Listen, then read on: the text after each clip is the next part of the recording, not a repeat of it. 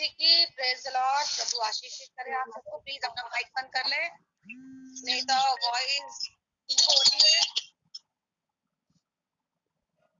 Hallelujah. सब लोग निकालिए दूसरा कुरंथियो उसका 5वां अध्याय और उसकी 17वीं आयत। दूसरा कुरंथियो उसका 5वां अध्याय और उसकी 16वीं आयत पढ़ दे कोई। 5वां अध्याय कौन सी आयत? 17वीं। अच्छा। सो यदि कोई मसीह में है तो वह नई सृष्टि है, पुरानी बातें बीत गई है, देखो वे सब नई हो गई है। हालेलुया। आमीन। हालेलुया। चलिए वचन के लिए प्रार्थना करते हैं। हालेलुया। Praise the Lord. पिता परमेश्वर तेरा धन्यवाद देते प्रभु आज के सच्चे वचन के लिए। प्रभु तुम्हें इतना अच्छा वचन हमें दिया पिता परमेश्वर। सच में प्रभु हम वचन के द्वारा सीखने वाले बने पिता परमेश्वर, वचन को अपने जीवन में धारण करने वाले बने मेरे राजा। आज का वचन दिया प्रभु, आज का वचन हर एक से बात करने वाला हो राजा। तेरा धन्यवाद देते हैं इन्हें सिखाने के लिए प्रभु। तूने मुझे बनाया पिता परमेश्वर। पिता परमेश्वर मुझे बुलाया, इसलिए तेरा कोटि कोटि धन्यवाद देते प्रभु। पिता परमेश्वर सच में ये लोग इस वचन के द्वारा समझने वाले बने पिता परमेश्वर राजा। सबको तेरे हाथों में सौंपती प्रार्थना को तेरे को यीशु के नाम से मांगते सुनो कबूल। आमीन। जैसा कि वचन में लिखा है, इसलिए यदि कोई मसीह में है, यदि कोई मसीह में है, यानी आप और मैं मसीह के बुलाए हुए हैं, तो इसका मतलब आप और मैं मसीह हैं, है ना। हम मसीह में, हम क्या कर रहे हैं, हम मसीह में आए, हमने यीशु मसीह को ग्रहण किया है। तो क्या हुआ, इसका मतलब कि हम किस में हैं, मसीह में हैं। प्रभु ने आपको और मुझे, हम में से हर एक को हमारी माँ के गर्भ में से क्या करा था, रच लिया था। हमारी माँ के गर्भ में से हमें मोल ले लिया था, ताकि हम एक अनंत जीवन के वारिस बने। हमारा ये जीवन उसने क्या करा, नया कर दिया। इसलिए हर एक का मसीह में आने का समय है। ऐसा नहीं है कि अभी आपको प्रभु ने, कहते ना, माँ के गर्भ से ही हमें चुन लिया होता है, लेकिन हर किसी के बुलाहट का समय जो होता है ना, वो अलग अलग होता है। आपकी बुलाहट का समय अलग है, आपके हस्बैंड की बुलाहट का समय अलग है, आपके परिवार की बुलाहट का समय अलग है, आपके बच्चे की बुलाहट का समय अलग है। परमेश्वर ने हर किसी को हर किसी की हिसाब से क्या करा है, बुलाया है। इसलिए हम क्या है, इसलिए हम मसीह हैं, है ना। परमेश्वर ने हमें चुना है और इसलिए क्या है, वो नई सृष्टि है। जब हम मसीह में आ जाते हैं तो हमारा पूरा जीवन परमेश्वर क्या कर देता है, नया कर देता है। इसलिए उसने कहा यदि कोई मसीह में है तो वह नई सृष्टि है। इसलिए उसने आपको और मुझे क्या बोला है, नई सृष्टि बोला है। जब हम मसीह में आते हैं, यीशु मसीह को ग्रहण करते हैं, अपने पापों का अंगीकार करते हैं, अपने सारे गुनाहों को उसके चरणों में बैठकर मान लेते हो, प्रार्थना करते हैं कि प्रभु मैं अपने सारे पापों को तेरे चरणों में आके मान लेता हूँ, तू मेरे गुनाहों को, तू मेरे पापों क्या कर, क्षमा कर, मेरे अपराधों को क्षमा कर। तो हमारा परमेश्वर कितना छोटा है कि हमारे मांगने पर हमें देगा नहीं। अरे हम एक बार उसके चरणों में जाते हैं, उससे मांगते हैं और उसी समय वो हमारी उस प्रार्थना को सुन लेता है। उसी समय वो क्या करता है, हमारी प्रार्थनाओं को सुन लेता है। लेकिन वो उस प्रार्थना को पूरा करने के बीच में उस समय को निर्धारित कर देता है कि मैं इस समय को निर्धारित कर लेता हूँ और देखता हूँ मेरा बेटा या मेरी बेटी जिसके लिए मैंने ये समय निश्चित किया है, उस समय तक मुझ में धीरज धरे हुए हैं कि नहीं, मुझ में विश्वास करने हुए हैं कि नहीं। परमेश्वर, जब आप परमेश्वर से मांगते हो तो परमेश्वर भी तो आपको कुछ तो देखेगा ना आपके अंदर, है। हम बाजार में कुछ सामान खरीदने जाते हैं, कितनी नरक परख करते हैं, ये सही है कि नहीं, पैसे दे रहे हैं, इतने रुपए का है तो जरा देखे, आगे पीछे ऊपर नीचे करके देखे, पलट कर देखे कि ये सही है कि नहीं है ना। तो हमारा परमेश्वर वो नहीं हमें थोड़ा बहुत परखेगा कि ये मेरा बेटा है जिसको मैं ये चीज देने जा रहा हूँ, जिससे मैंने इसकी माँ के गर्भ से चुन लिया है, जिससे मैंने इसके गुनाहों से माफ कर दिया है, जिससे मैंने पूरी नई सृष्टि बना दिया है, तो देखो तो सही ये मुझ में कितना खरा है। तो परमेश्वर भी आपको परखता है, देखता है कि मेरा बेटा या मेरी बेटी मुझ में कितने विश्वासी है। अगर मेरे इनके जीवन में कोई कमी घटी होती है तो क्या इनका विश्वास वैसा ही बना रहता है जैसा पहले था, या ये टूट जाते हैं, बिखर जाते हैं, गलत जगह पे चले जाते हैं? तो हमें क्या करना है? तो हमें क्या करना है? परमेश्वर में अपने विश्वास को बना के रखना है। ठीक है ना? हमें अपने विश्वास को बना के रखना है। हमारा परमेश्वर हमारे जीवन में अद्भुत कार्य करता है। वो हमारे जीवन को अद्भुत बना देता है। लेकिन क्या हम अपने जीवन को वैसा बनाए रखते हैं जैसा हमारा परमेश्वर चाहता है? हमारा परमेश्वर चाहता है कि हम पाक बने रहे, बुराई से बचे रहे, हर हर गलत चीज से बचे रहे।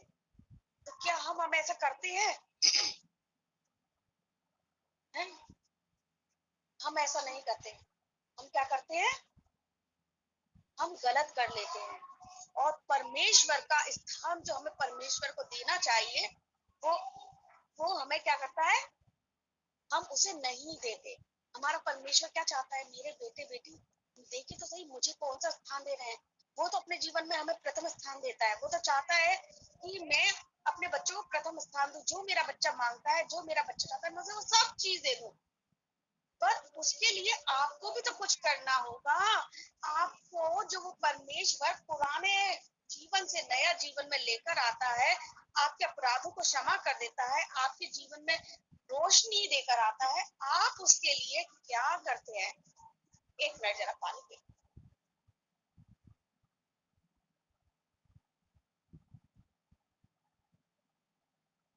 आप उसके लिए क्या करते हैं? कुछ नहीं।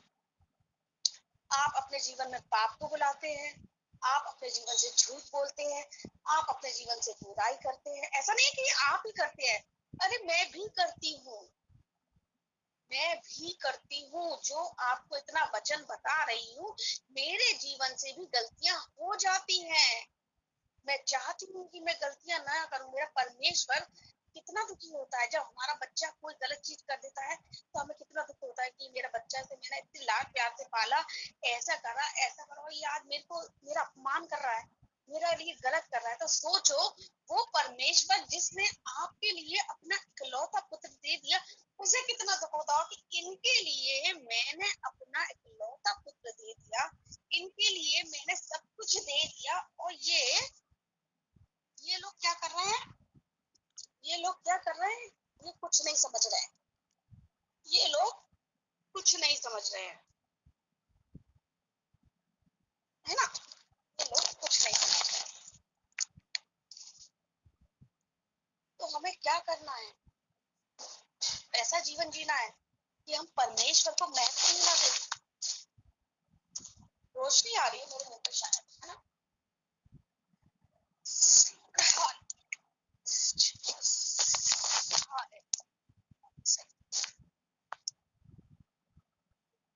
तो हमें क्या करना है? हमें ऐसा करना है, जब हमारा एक बच्चा जिसे हम अच्छी चीजें सिखाना चाहते हैं वो गलत कर देता है, आपका खुद का बच्चा जिसे आप चाहते हैं कि सब चीज अच्छी सीखे, अच्छी समझे, अच्छी बोले, लेकिन उसके बावजूद भी वो गलत करता है, तो आपको कैसा दुख होता है? तो ऐसे ही हमारा परमेश्वर है। उसने क्या करा? जब आप मसीह में आए, आपने मसीह को ग्रहण किया, तो उसने आपका जीवन बदल दिया। उसने आपको नई सृष्टि बना दिया। उसने आप पे जो पुराने पाप थे, जो आप करते थे, जो उसने सब कुछ नए कर दिए। उसने क्या करा? सब कुछ नया कर दिया, है ना? उसने कुछ भी गलत या पुराना नहीं रहने दिया, उसने सब कुछ नया कर दिया। अब ये आपको देखना है कि आपको उस जीवन को नया का नया बना के रखना है, या उसमें पुराने अपने जीवन के पैबंद लगाने। पैबंद समझते हैं?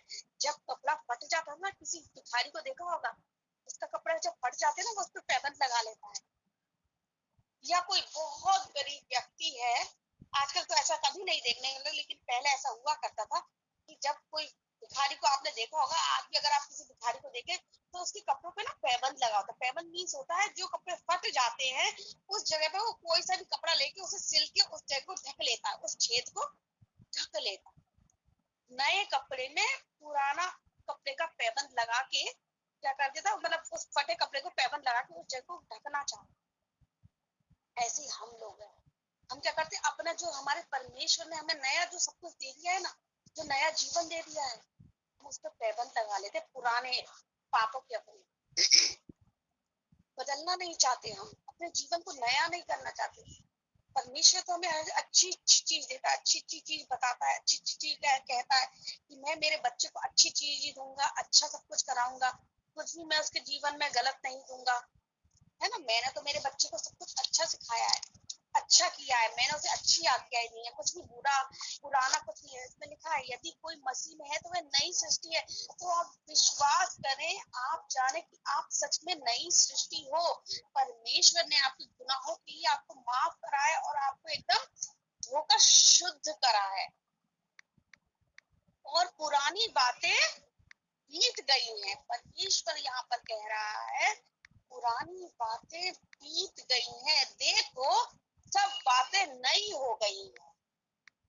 जब आप मसीह में आए, उसने धोकर आपको पाक करा, पवित्र करा, तब आप पुराने कहाँ रहे, है ना। जब हम कहीं पर जाते हैं, कोई ऐसी जगह पर जाते हैं, किसी शादी में जाते हैं, कैसे करते हैं, हम अपने आप को नहलाते हैं, धुलाते हैं, साफ सुथरा बनाते हैं। भले 4 दिन से आप नहीं नहाए, लेकिन जिस दिन आपको शादी में जाना होता है तो आप कैसे नहा धो के नए कपड़े पहन के टॉप बन जाते हैं, है ना। अपना जो गंदे रह रहे थे, आप 4 दिन से जो नहाए नहीं थे, शादी में जाने के लिए आप कैसे नए हो जाते हैं, धोकर अपने आप को कैसे अच्छा साफ सुथरा बना लेते हैं, एकदम सुंदर। ऐसे ही हमारा परमेश्वर ना ऊपर सुंदर नहीं बनाता, हमारा परमेश्वर अंदर से सुंदर करता है। हमारे परमेश्वर को हमारा दिखावे का सुंदर नहीं चाहिए कि अच्छे कपड़े पहन लिए, नहीं, ये सब चीज हमारे परमेश्वर को नहीं भाती।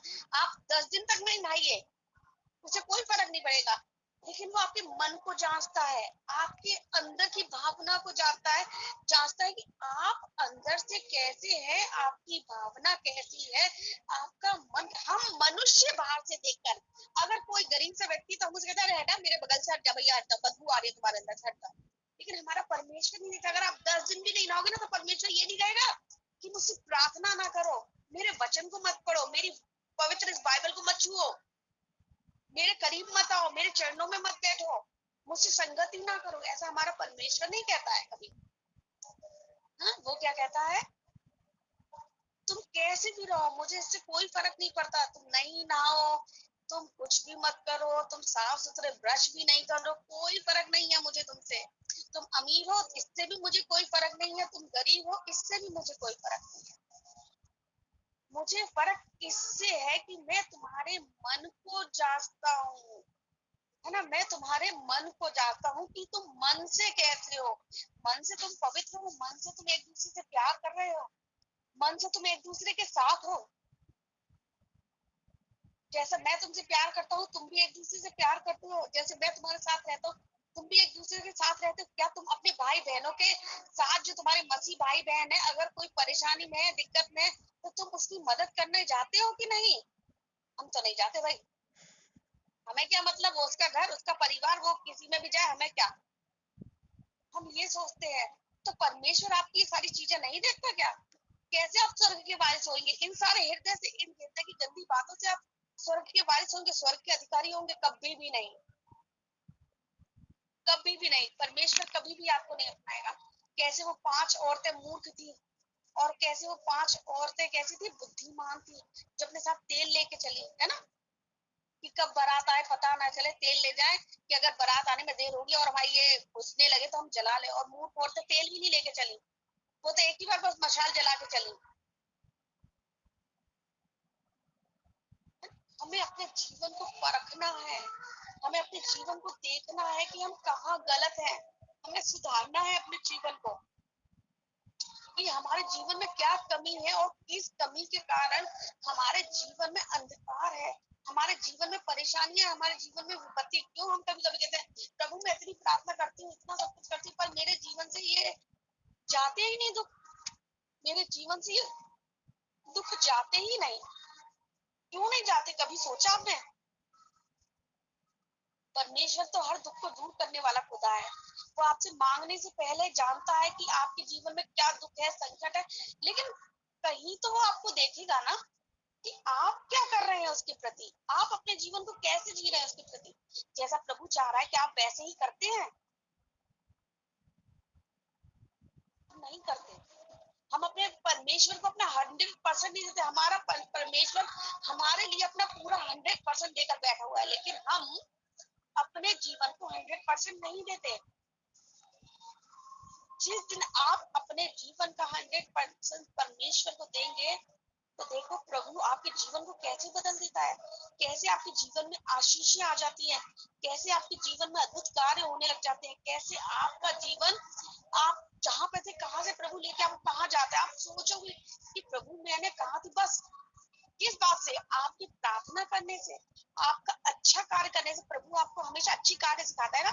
जैसे हम अपने बच्चों को अच्छी, बेटे झूठ मत बोलना, बेटे गलत काम मत करना, बेटे गलत लोगों की संगति नहीं करना, बेटे अच्छे दोस्तों को बनाना, बेटे तू अच्छे ढंग से पढ़ाई कर। तो ऐसी परमेश्वर हमसे, बेटा मेरी बेटी ये वचन को पढ़, इन वचन से सीख, इस वचन को अपने जीवन में लेकर आ, जो मैं तेरे को आज्ञा दी है तू वो सीख। वो हमें अच्छा बना रहा है और हम क्या कर रहे हैं, बुरा बनना चाहते हैं।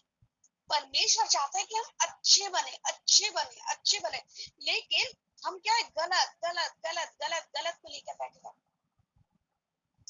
तो हमें कैसा बनना है, अच्छा बनना है, परमेश्वर के योग्य बनना है कि परमेश्वर हमें संभाले, परमेश्वर हमारे साथ रहे, परमेश्वर हमें बढ़ाए, पवित्र आत्मा हर कार्य में आपकी अगुवाई करे।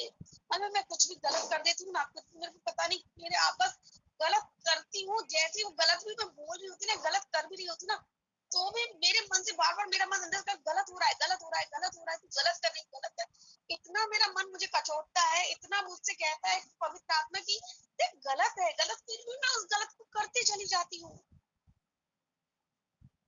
मुझे वो सिखा रहा है, मुझे वो समझा रहा है, मुझे वो बोल रहा है, मेरी बच्ची तू ये देख गलत कर रही है, तू यहाँ गलत है, सुधार ले यहाँ अपने आप को। और मैं गलत कर रही हूँ, फिर भी कैसे परमेश्वर मेरे जीवन में आशीष देगा, कैसे वो मेरे जीवन में आशीष के रास्तों को खोल देगा। वो सारे रास्ते बंद कर देता है। रहो तुम अंधकार में, मैं तुम्हें अच्छा बनाना चाहता हूँ। एक समय ऐसा आता है जब हमारा बच्चे को हम सिखाते हैं, लेकिन वो अंधकार में फंस जाता है, शराब पीता है, जुए खेलता है, गलत चीज करता है, गलत संगति में चला जाता है। हम क्या करते हैं, उस बच्चे को छोड़ देते हैं। मेरा समझाने से वो नहीं समझ जाता, फिर हमें एक समय आता है मुझे छोड़ देते हैं, छोड़ दे। पहले जब तू अपनी पूरी अच्छी तरह से कर ले, और जब तू उससे थक जाए तो तू दोबारा मेरे पास आई, फिर मैं तुझे फिर संभालू। ऐसे ही हमारा परमेश्वर है, तो हमें बहुत संभालता है, हर क्षण हर समय संभालता है। लेकिन हम इतने अंधकार में अंधे हैं, पाप में इतने अंधे हैं कि हम कुछ देखते हुए, समझते हुए, सब जानते हुए भी गलतियां करते हैं। इसलिए हमारा जो जीवन है मसीह में आकर भी नई सृष्टि नहीं हो पाता है, क्योंकि हम अपने पुराने जीवन से जुड़े रहते। परमेश्वर ने तो हमें चुना, जिस दिन उसने बुलाया, हमने यीशु मसीह को ग्रहण किया, उसने हमारे शरीर आत्मा सबको नया कर दिया कि जा बेटा आज से मैं तेरे को धोकर शुद्ध करता हूँ, अब तू वो गलती मत करना जो तू पहले करता था। लेकिन हम अपने जीवन को सुधारना नहीं चाहते, अपने उस जीवन में भी हम अपना पुराना जीवन लेकर आ जाते हैं। आपको और मुझे बदलना है, अपने जीवन को सुधारना है, अपने जीवन में अद्भुत कार्य करने, क्योंकि परमेश्वर यहाँ पे ये कहता है, यदि कोई मसीह में है तो वह नई सृष्टि है, पुरानी बातें बीत गई है, देखो सब बातें कैसी हो गई है, नई हो गई है। आप नए हो गए हो, परमेश्वर ने आपको चुन लिया है, परमेश्वर ने आपको बना दिया है, परमेश्वर ने आपको अपने ग्रहण करने योग्य बनाया है। तो आप ऐसे तो बने कि अपने आप को पाक पवित्र रखे, कि परमेश्वर आपसे कहे कि हाँ ये मेरा बेटा है और ये मेरी बेटी है ना। तो हम सबको अपने जीवन को बदल लेना है। तो परमेश्वर आज के वचन के द्वारा आप सबको आशीषित करे। आइए वचन के लिए प्रार्थना करते हैं। हालेलुया। राजा तेरा धन्यवाद